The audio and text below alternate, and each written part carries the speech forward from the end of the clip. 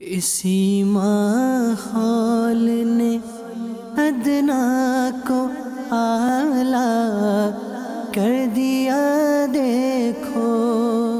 دعوت اسلامی کے اشاعتی ادارے مکتبۃ المدینہ کی مطبوعات 26 صفحات پر مشتمل رسالے انمول ہیرے صفحہ نمبر 2 پر 15ویں صدی کے عظیم علمی و روحانی شخصیت شیخ طریقت امیر اہل سنت بانی دعوت اسلامی حضرت علامہ مولانا ابو بلال محمد الیاس اتار قادری رضوی ضیائی دامت برکاتہم العالیہ فرماتے ہیں کہ ایک بادشاہ اپنے مصاحبوں کے ساتھ کسی باغ سے گزر رہا تھا۔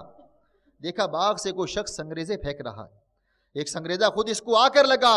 اس نے خدام کو دوڑایا، جا کر سنگریزے والے کو پکڑ کر میرے پاس حاضر کرو۔ چنانچہ خدام نے ایک گنوار کو حاضر کر دیا۔ بادشاہ نے کہا، یہ سنگریزے تم نے کہاں سے لیے؟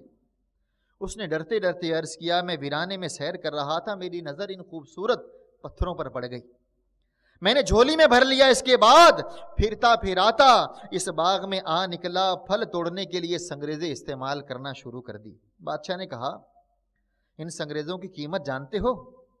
اس نے عرض کی، نہیں۔ اس نے کہا، یہ پتھر کے ٹکڑے دراصل انمول ہیرے ہیں جنہیں تم نادانی کے سبب ضائع کر چکے۔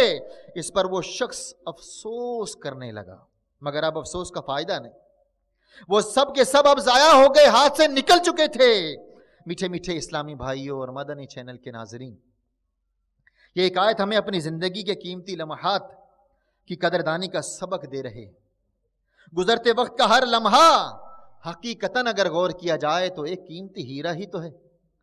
اسے یوں ہی بیکار ضائع کر دیا تو سوائے حسرت و ندامت کے یاد رکھیے کچھ ہاتھ نہ آئے گا۔ جس طرح اس دیہاتی شخص کا حال ان انمول ہیروں کو ضائع کر کے ہوا، یقیناً جو لوگ اپنی زندگی کے انمول ہیروں کی قدر کرتے ہیں، اپنے لمحات کی قدر کرتے ہیں، انہیں کل بروز قیامت بارگاہ رب العزت میں پیش ہوتے وقت کوئی شرمساری نہ ہوگی۔ ایک بزرگ رحمت اللہ تعالی علیہ کے متعلق مروی ہے کہ وہ اپنی حیات کے قیمتی لمحات فضول برباد کرنے کے بجائے گھر کے بالا خانے کے اوپر منزل کے کمرے میں 60 سال تک روزانہ دن اور رات میں ایک قرآن کریم پڑھا کرتے تھے۔ جب کمزوری اور ضعف کی وجہ سے بالا خانے پر باری باری اترنا چڑھنا دشوار ہو گیا تو آپ رحمت اللہ تعالی علیہ نے اترنا ہی چھوڑ دیا، یہاں تک کہ اپنی آخرت سنوارنے اور رب کو راضی کرنے کے لیے عبادت اور ریاضت میں اس قدر مشغول ہوئے کہ آپ رحمت اللہ تعالی علیہ نے 40 برس تک زمین پر پہلو نہ لگایا، یعنی مسلسل عبادت کے باعث آرام کو ترک فرما دیا۔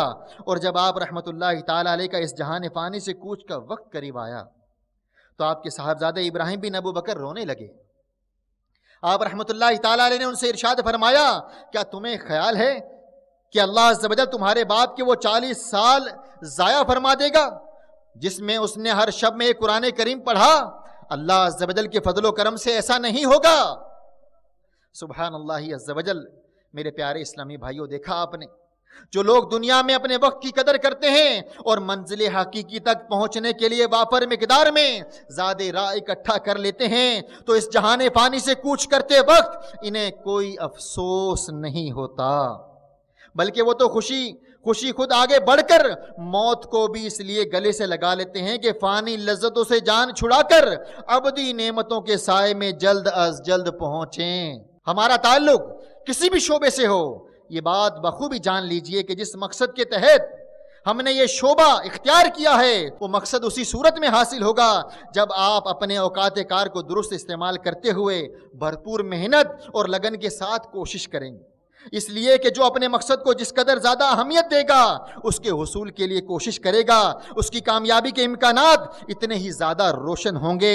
جو اس کے برعکس اپنے اوقات کو فضول برباد کرے گا، ناکامی و نامرادی اس کا مقدر ٹھہرے گی۔ وہ اگر اللہ تبارک و تعالیٰ کی نافرمانی میں وقت گزارے گا، سنتوں سے دور وقت گزارے گا، قرآن پاک سے دور وقت گزارے گا، تلاوت قرآن سے دور وقت گزارے گا، وہ مسجدوں کو آباد کرنے کے بجائے گناہوں کے اڈوں کو آباد کرے گا تو یاد رکھیے پھر وہ ناکام و نامراد ہو جائے گا۔ کامیاب کون ہے؟ کامیاب وہی ہے جس نے اپنے لمحات کو اللہ تبارک و تعالیٰ کے بتائے ہوئے احکامات کے مطابق اپنی زندگی کو گزارا۔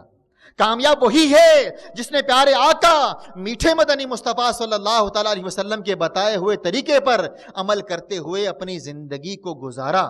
اسی ماحول نے ادنا کو اعلیٰ کر دیا دیکھو